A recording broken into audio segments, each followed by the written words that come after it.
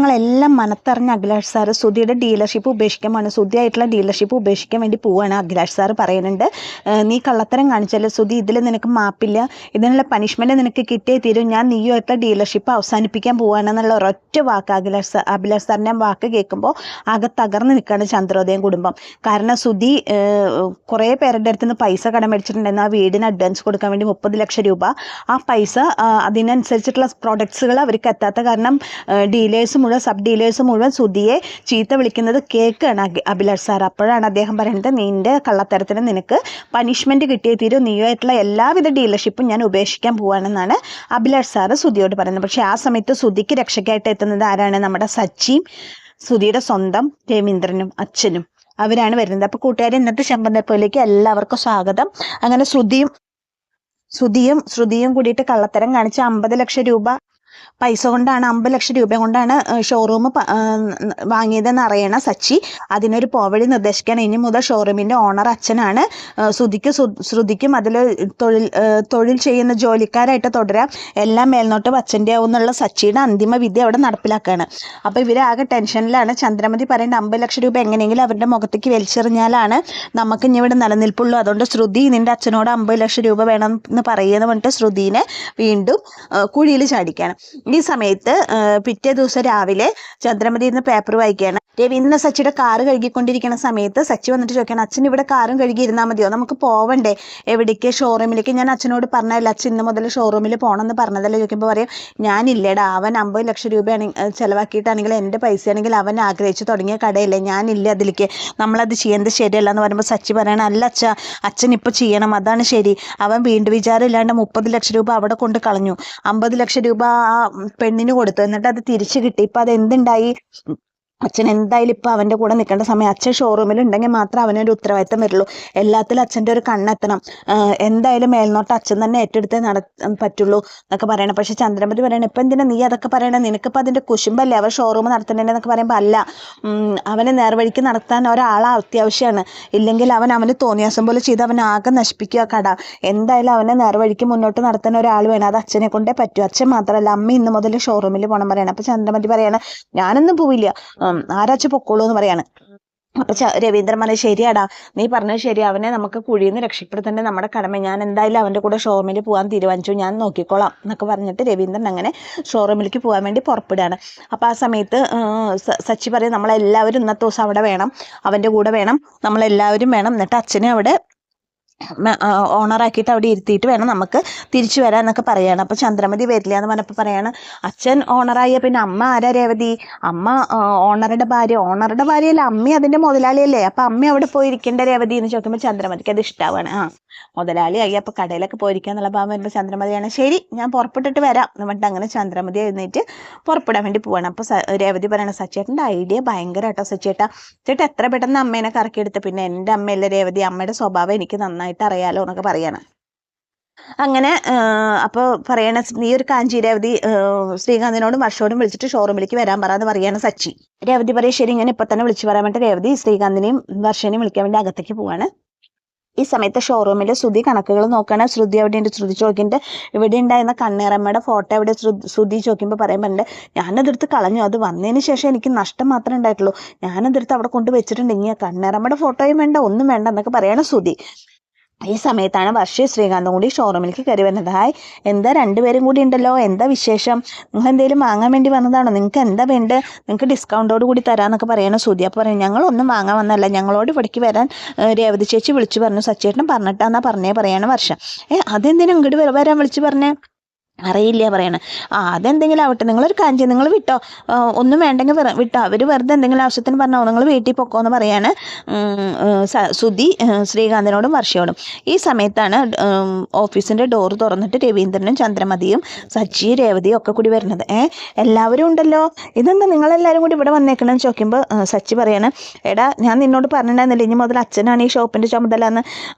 അച്ഛനോ? അതെ, നിങ്ങൾ ഇവിടുത്തെ ജോലിക്കാരാന്ന് മാത്രം പറഞ്ഞില്ലേ, നീ അത് മറന്നോ, അച്ഛനെ ഇവിടേക്ക് ആക്കാൻ വേണ്ടി വന്നതാന്ന് പറയുമ്പോൾ ശ്രുതി ഇങ്ങനെ ശ്രുതി ആകെ വിളറി വെളുത്ത് നിൽക്കാണ്. ആ സമയത്ത് സച്ചി പറയണ, ശ്രുതി നീ ആ കസേരന്ന് നീക്ക്, രാഹുകാലത്തിന് ഇനി 5 മിനിറ്റ് മാത്രമേ ഉള്ളൂ, അച്ഛൻ അവിടെ ഇരിക്കട്ടെ. പറയുമ്പോൾ ഇല്ല ഞാൻ നീക്കില്ല എന്ന് പറയണം. എഴുന്നേക്കടാ അവിടുന്ന് എഴുന്നേക്ക, അച്ഛൻ അവിടെ ഇരുത്തുമെന്ന് പറഞ്ഞിട്ട് സച്ചി ദേഷ്യപ്പെടുമ്പോൾ ശ്രുതി എഴുന്നേറ്റ് കസേരയിൽ നിന്ന് എഴുന്നേറ്റ് മാറണം. അങ്ങനെ രവീന്ദ്രനെ എല്ലാവരും കൂടി കസേരയിൽ കടയുടെ പുതിയ മുതലാളിയായിട്ട് നിയമിച്ചിട്ട് കസേരയിൽ ഇരുത്താണ്. അപ്പോൾ ചന്ദ്രമതിക്ക് ഭയങ്കര സന്തോഷമുണ്ട്. ചന്ദ്രമതി പറയണ ഇരിക്കാൻ കണ്ണുകൊണ്ട് ആക്ഷൻ കാണിക്കാണ് രവീന്ദ്രനോട്. അപ്പോൾ സച്ചി പറയും രേവതിയോട്, രേവതി എല്ലാവർക്കും മധുരം കൊടുക്കുന്ന പറഞ്ഞിട്ട് രേവതി കയ്യിലുണ്ടായിരുന്ന സ്വീറ്റ്സ് ബോക്സ് എടുത്ത് എല്ലാവർക്കും ലഡു വിതരണം ചെയ്യണം. പക്ഷെ ശ്രുതി അത് മേടിക്കുന്നില്ല, അവരത് മേടിക്കാതെ മാറി നിൽക്കുകയാണ് ചെയ്യണത്. അത് കഴിഞ്ഞ് എല്ലാവരും ഹാപ്പി ആയിട്ടിരിക്കുന്ന സമയത്താണ് പെട്ടെന്ന് അഭിലാഷ് സാറ് വരുന്നത്. സാറ് വന്നിട്ട് ചോദിക്കണേ, ഇതെന്താ എല്ലാവരും ഉണ്ടല്ലോ ഇവിടെ, എന്താ വിശേഷം എന്നൊക്കെ ചോദിക്കാൻ. ഒന്നുമില്ല, ഞങ്ങളെല്ലാവരും ഇതുവഴി പോയപ്പോൾ ഇവിടെ കയറിയെന്നേ ഉള്ളൂ എന്നൊക്കെ പറയണം. അപ്പോൾ ചന്ദ്രമതിയും അവരൊക്കെ കൂട്ടിയിട്ട് കയറിയതേ ഉള്ളൂ എന്നൊക്കെ പറയണം.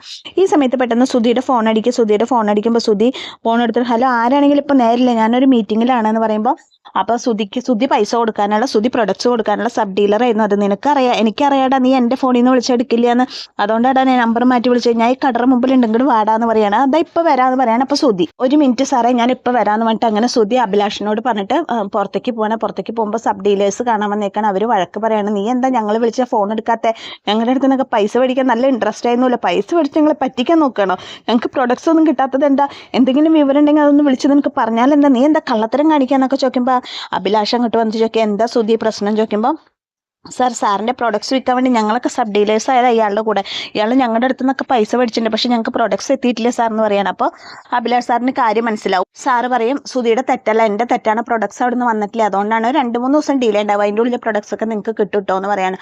ശരി സാർ, സാറിൻ്റെ വാക്ക് കേട്ടാൽ മതി, പിന്നെ ഞങ്ങൾക്കൊരു പ്രശ്നമില്ല, പക്ഷെ സുധി വിളിച്ചിട്ട് ഫോൺ എടുക്കണില്ല, അപ്പം ഞങ്ങൾ ഇതിന്ന് എന്താ മനസ്സിലാക്കേണ്ടത് സാർ എന്നൊക്കെ ചോദിക്കാൻ. സാരമില്ല, അത് സുധി ഫോൺ എടുക്കാത്ത സുധിയുടെ തെറ്റ് തന്നെ, സാരില്ല, നിങ്ങൾക്കുള്ള പ്രൊഡക്ട്സ് 2-3 ദിവസത്തിനുള്ളിൽ കിട്ടും, നിങ്ങൾ പൊക്കോളൂ എന്ന് പറഞ്ഞിട്ട് അഭിലാഷ് സാറിൻ്റെ വാക്കിന്റെ ഉറപ്പിൽ അങ്ങനെ അവരവിടുന്ന് പോവാണ്. അവരവിടുന്ന് പോയി കഴിഞ്ഞ സമയത്ത് അഭിലാഷ് സാർ ചോദിക്കാണ്, സുധി നീ എന്താ ഈ ചെയ്യണേ, ഇങ്ങനെയാണ് ബിസിനസ് ചെയ്യണേ, നീ കള്ളത്തരം കാണിച്ചൂല്ലേ, നീ എന്തുകൊണ്ട് അവരുടെ അടുത്ത് നിന്ന് മേടിച്ച പൈസ എൻ്റെ കമ്പനിക്ക് അയച്ചില്ല, അതുകൊണ്ടല്ലേ നിനക്ക് പ്രൊഡക്ട്സ് വരാഞ്ഞത്, ക്യാഷ് വരാതെ പ്രൊഡക്ട്സ് വരുന്നത് നിന്നോട് ആരാ പറഞ്ഞത് എന്നൊക്കെ ചോദിച്ചിട്ട് അഭിലാഷ് സാറ് സുധിയോട് ചൂടാകുമ്പോൾ സുധി പറയണം, അത് പിന്നെ സാർ പൈസ മേടിച്ചു എന്നുള്ളത് സത്യമാണ് പറയുമ്പോൾ അപ്പോഴേക്കും സച്ചിയും രവീന്ദ്രനും കൂടി അങ്ങോട്ട് വരും. അപ്പോൾ രവീന്ദ്രൻ പറയും, അത് പിന്നെ സാർ അവൻ്റെ പൈസ എന്ന് പറയുമ്പോൾ സച്ചി പറയും, സാർ ഞാൻ പറയാം സാർ പറഞ്ഞിട്ട് സച്ചി എല്ലാ വിവരങ്ങളും അഭിലാഷ് സാറിനോട് പറയണം. ഇങ്ങനെ 3 കോടി രൂപയുടെ ഒരു വീട് മേടിക്കാൻ പ്ലാൻ ഇട്ടു എന്നുള്ളതും അതിനുവേണ്ടി അഡ്വാൻസ് കൊടുക്കാൻ 30 ലക്ഷം രൂപ കൊടുത്തത്, ആ പൈസ പോയതും എല്ലാം പറയുമ്പോൾ അഭിലാഷ് സാർ പറയാണ്, സുധി നീ ബിസിനസ് ഇപ്പോൾ തുടങ്ങിയിട്ടല്ലേ ഉള്ളൂ, നീ തുടങ്ങിയിട്ട് 1 വർഷം പോലും ആയിട്ടില്ല, അപ്പോഴേക്കും നീ 3 കോടിയുടെ വീടോ,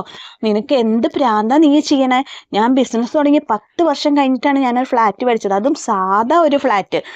ബിസിനസ്സിൽ നിന്ന് കിട്ടുന്ന പൈസ മുഴുവൻ ബിസിനസ്സിൽ തന്നെ ഇറക്കി, അത് ഇത്രയും ലാഭം ഉണ്ടായാലല്ലേ നമുക്ക് ബാക്കി കാര്യങ്ങളെല്ലാം ചെയ്യാൻ പറ്റുള്ളൂ, നീ എന്ത് അബദ്ധമായി ചെയ്യണത്, നീ തുടങ്ങുമ്പോഴേക്കും നീ ഇങ്ങനെ കടം മേടിച്ച് കൂട്ടാനാണോ എന്നൊക്കെ ചോദിക്കുകയാണ്. നീ ചെയ്തത് കള്ളത്തരല്ലേ, എന്തായാലും കള്ളത്തരം ചെയ്തവർക്ക് മാപ്പില്ല, അതിന് തക്കതായ പണിഷ്മെന്റ് അവർക്ക് കൊടുത്തേ പറ്റൂ.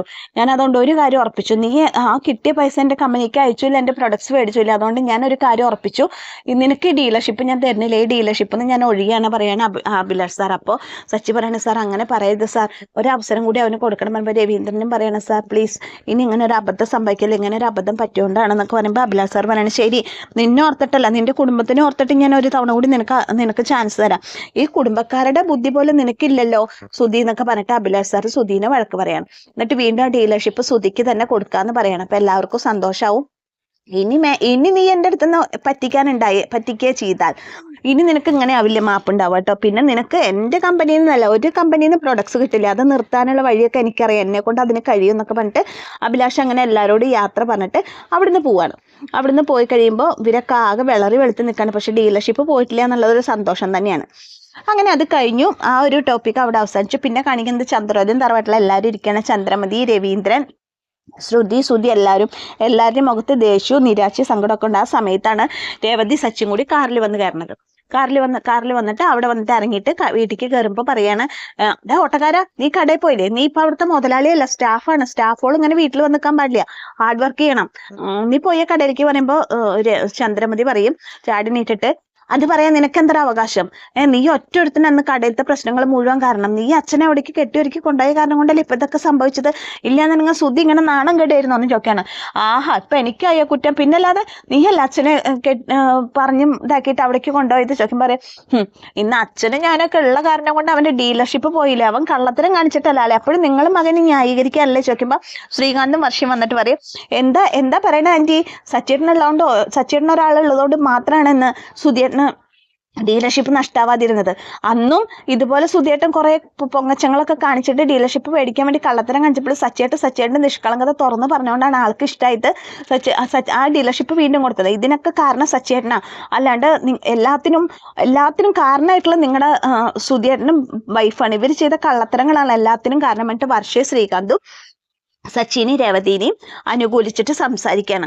ഇത് കേൾക്കുമ്പോൾ ഇവൻ ഇത്ര നല്ലൊരു സ്വഭാവമുള്ള, ഇവന്റെ മനസ്സിലിരിപ്പ് എന്താന്ന് എനിക്കല്ലേ അറിയുള്ളൂ എന്നൊക്കെ പറയുമ്പോൾ രേവതി ചോദിക്കുക, എന്തറിഞ്ഞിട്ട് അമ്മ ഈ പറയണേ, എന്താ അവന്റെ എന്താ സച്ചേട്ടന്റെ മനസ്സിലിരിപ്പിനും കുഴപ്പം? സച്ചേട്ടൻ എപ്പോഴും മറ്റുള്ളവരുടെ നന്മ മാത്രമേ ആഗ്രഹിച്ചിട്ടുള്ളൂ. നന്മ ആഗ്രഹിക്കുന്നത് ഇത് പറയാൻ നിനക്ക് എന്താ യോഗ്യതയുള്ള ശ്രുതി? നിനക്കിത് പറയാൻ വല്ല യോഗ്യത ഉണ്ടല്ലോ? എന്റെ സച്ചേട്ടൻ നിങ്ങളുടെ നന്മയെ കരുതി മാത്രമാണ് ഇതിലൊക്കെ ഇടപെട്ടത്.